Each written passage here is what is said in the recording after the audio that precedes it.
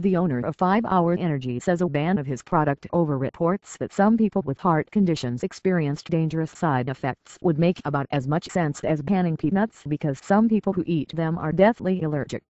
In an extended interview with CBS News medical correspondent Dr. John Lopwick Thursday about 5-Hour Energy CEO Manoj Bhargava said his product is safe and contains ingredients that have been tested.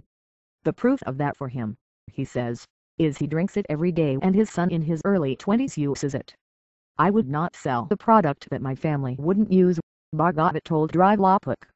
The FDA told CBS News in a statement Thursday that it is investigating 92 reports of adverse events from 5-Hour Energy that include 33 hospitalizations and 13 deaths. The New York Times first reported the investigation.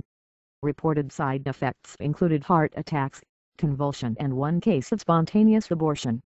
Bhargava downplayed some of the reports of side effect, saying one of the deaths tied to his product was a car crash in which an empty 5-Hour Energy was found in the car, but nobody knows how long the bottle had been there.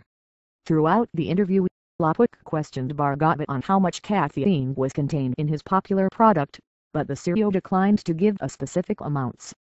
About as much as a medium Starbucks, he initially replied.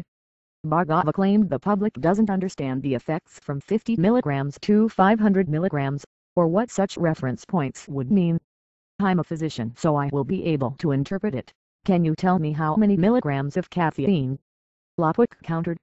I'm not talking to you, I'm talking to consumers, he replied, continuing to decline to answer.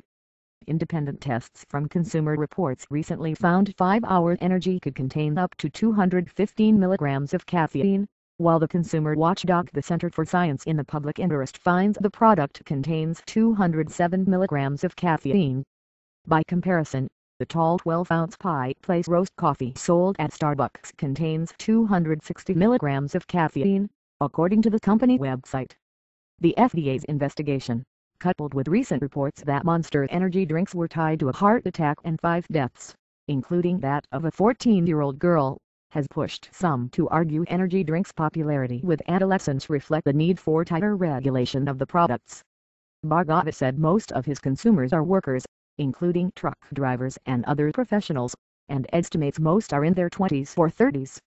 He claims the company advertisements do not target young kids because of the backlash it would likely cause, and said he did not have the marketing data on how many adolescents use the product.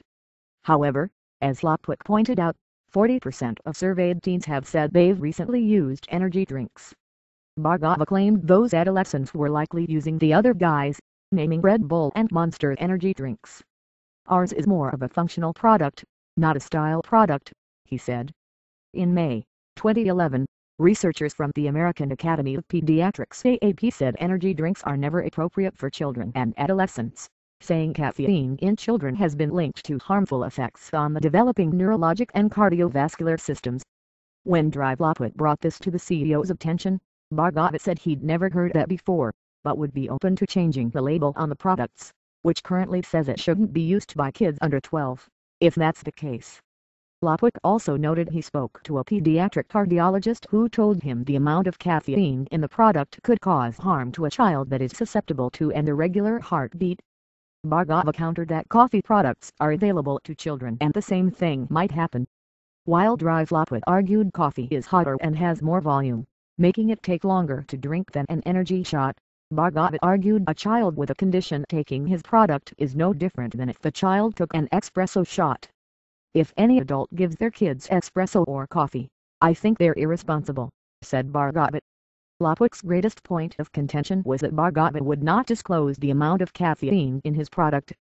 I think that reflects one of the big issues here, Lopwick told CBS Evening News anchor Scott Pelley. These products are not required to say on the label exactly what's in them. The Consumers Union, the advocacy division of the Consumer Reports magazine, said in an email to CBSNews.com Thursday that it supports a bill introduced in 2011 by Illinois Senator Dick Durbin called the Dietary Supplement Labeling Act, which would require greater oversight of energy beverages and other supplements, including tougher standards for industry labeling and reporting. The FDA needs to take a hard look at the effects of energy drink consumption, and they need to pay especially close attention to the impact that these drinks have on children and teens, Amit Gadhia, Senior Policy Counsel for Consumers Union, said in the statement.